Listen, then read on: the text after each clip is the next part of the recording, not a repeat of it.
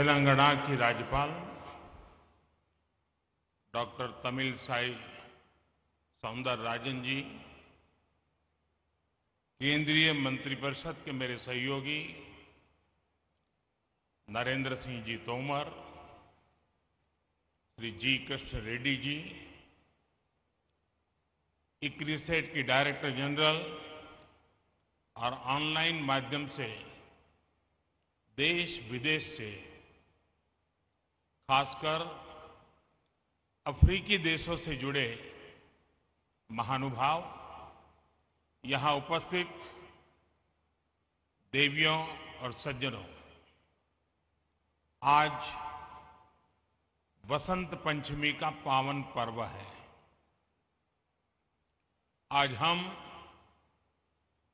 ज्ञान की देवी मां सरस्वती की पूजा करते हैं। आप सभी जिस क्षेत्र में हैं, उसका आधार ज्ञान, विज्ञान, इनोवेशन, इन्वेंशन ही है। और इसलिए वसंत पंचमी के दिन इस आयोजन का एक विशेष महत्व हो जाए। आप सभी को गोल्डन जुबिली सेलिब्रेशन की बहुत बहुत बधाई।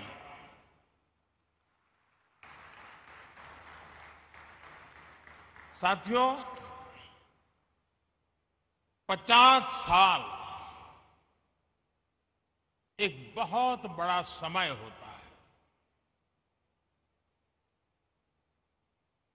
और इस 50 साल की यात्रा में जब जब जिसने जो योगदान दिया है, वे सभी अभिनंदन के अधिकारी हैं।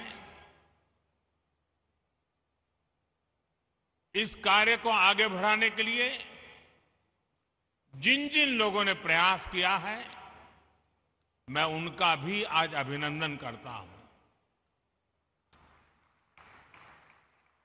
ये भी अद्भुत संयोग है कि आज जब भारत अपनी आजादी के 75 वर्ष का पर्व मना रहा है, तो आपकी संस्था 50 साल के इस अहम पड़ाव पर है।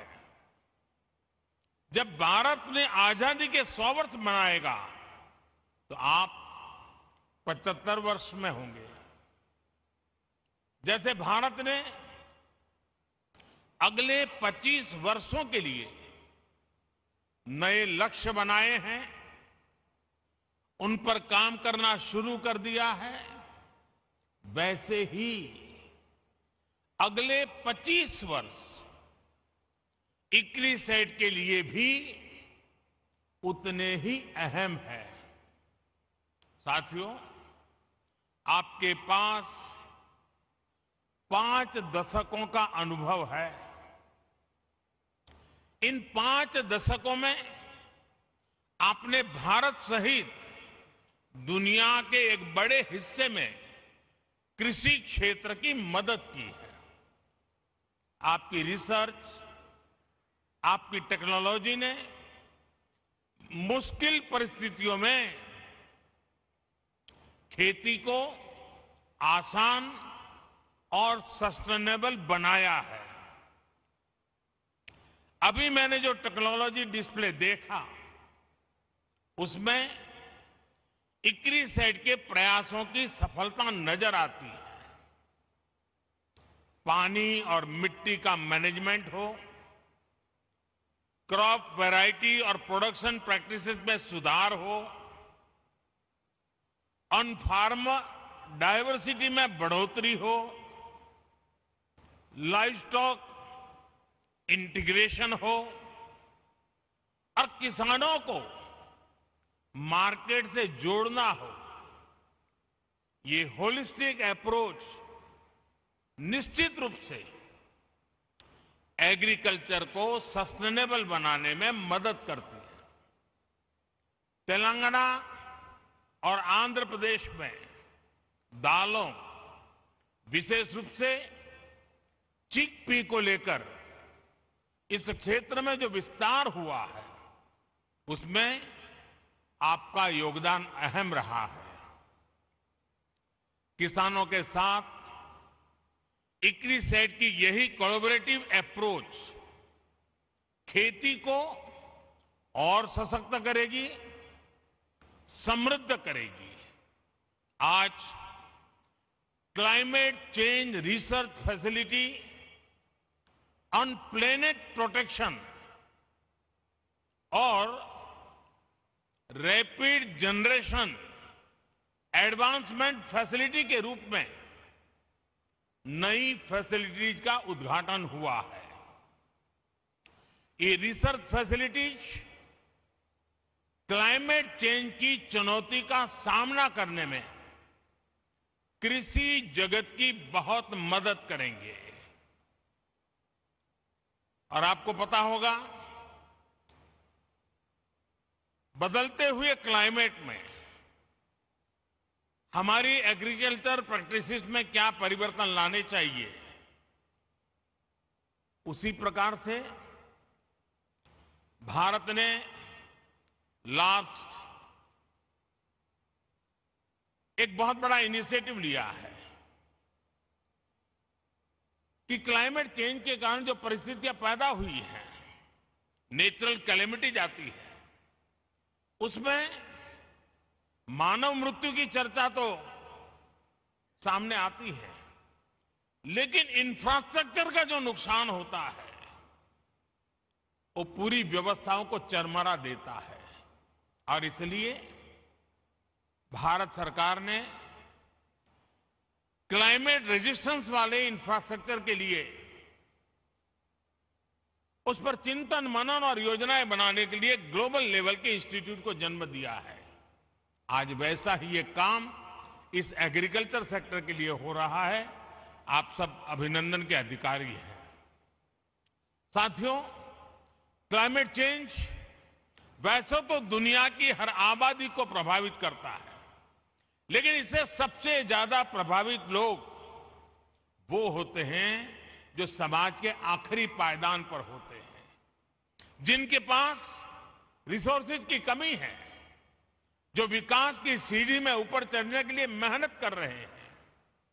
इनमें बड़ी संख्या में हमारे छोटे किसान हैं और भारत में 80-85% किसान छोटे किसान हैं। हमारे छोटे किसान क्लाइमेट चेंज की बात उनके लिए बहुत बड़ा संकट बन जाती है। इसलिए भारत ने क्लाइमेट चैलेंज से निपटने के लिए दुनिया से इस पर विशेष ध्यान देने का आग्रह किया है। भारत ने 2070 तक 2070 तक नेट जीरो का टारगेट तो रखा ही है। हमने life mission, lifestyle for environment, इस लाइफ मिशन की जरूरत को भी हाईलाइट किया है। उसी प्रकार से प्रो प्लेनेट पीपल एक ऐसा मूवमेंट है जो क्लाइमेट चैलेंज से निपटने के लिए हर कम्युनिटी को, हर इंडिविजुअल को क्लाइमेट रिस्पॉन्सिबिलिटी से जोड़ता है। ये सिर्फ बातों तक सीमित नहीं है, बल्कि भारत सरकार के एक्शंस में भी ये रिफ्लेक्ट होता है। बीते सालों के प्रयासों को आगे बढ़ाते हुए इस साल के बजट में क्लाइमेट एक्शन को बहुत अधिक प्राथमिकता दी गई है। ये बजट हर स्तर पर, हर सेक्टर में ग्रीन फ्यूचर के भारत के कमिटमेंट्स को प्रोत्साहित करने वाला है। साथियों, क्लाइमेट और दूसरे फैक्टर्स के कारण भारत की एग्रीकल्चर के सामने जो चुनौतियां हैं उनसे निपटने में भारत के प्रयासों से आप सभी एक्सपर्ट, साइंटिस्ट, टेक्नीशियंस भली भांति परिचित हैं। आप में से ज्यादातर लोग ये भी जानते हैं कि भारत में 15 एग्रो क्लाइमेट जोन्स हैं। हमारे यहां वसंत, ग्रीष्म, वर्षा, शरद, हेमंत और शिशिर, ये 6 ऋतुएं भी होती हैं। यानी हमारे पास एग्रीकल्चर से जुड़ा बहुत विविधता भरा और बहुत प्राचीन अनुभव है। इस अनुभव का लाभ विश्व के अन्य देशों को भी मिले, इसके लिए इक्रिसेट जैसे संस्थाओं को भी अपने प्रयास बढ़ाने होंगे। आज हम देश के करीब 170 डिस्ट्रिक्ट्स में ड्राउट प्रूफिंग के समाधान दे रहे हैं। क्लाइमेट चैलेंज से अपने किसानों को बचाने के लिए हमारा फोकस बैक टू बेसिक और मार्च टू फ्यूचर दोनों के फ्यूजन पर है। हमारा फोकस देश के उन 80% से अधिक छोटे किसानों पर है जिनको हमारी सबसे अधिक जरूरत है। इस बजट में भी आपने नोट किया होगा कि नेचुरल फार्मिंग और डिजिटल एग्रीकल्चर पर अभूतपूर्व बल दिया गया है। एक तरफ हम मिलेट्स, मोटे अनाज का दायरा बढ़ाने पर फोकस कर रहे हैं, केमिकल फ्री खेती पर बल दे रहे हैं, तो वहीं दूसरी तरफ सोलर पंप से लेकर किसान ड्रोन्स तक की खेती में आधुनिक टेक्नोलॉजी को प्रोत्साहित कर रहे हैं। आजादी के अमृतकाल यानी आने वाले 25 वर्ष के लिए एग्रीकल्चर ग्रोथ के लिए हमारे विजन का ये बहुत अहम हिस्सा है। साथियों, बदलते हुए भारत का एक महत्वपूर्ण पक्ष है डिजिटल एग्रीकल्चर। यह हमारा फ्यूचर है और इसमें भारत के टैलेंटेड युवा बहुत बेहतरीन काम कर सकते हैं। डिजिटल टेक्नोलॉजी से कैसे हम किसान को एम्पावर कर सकते हैं, इसके लिए भारत में प्रयास निरंतर बढ़ रहे हैं। क्रॉप असेसमेंट हो, लैंड रिकॉर्ड्स का डिजिटाइजेशन हो, ड्रोन के माध्यम से इंसेक्टिसाइड्स और न्यूट्रिएंट्स की स्प्रेइंग हो, ऐसी अनेक सर्विसेज में टेक्नोलॉजी का उपयोग, आर्टिफिशियल इंटेलिजेंस का उपयोग बढ़ाया जा रहा है।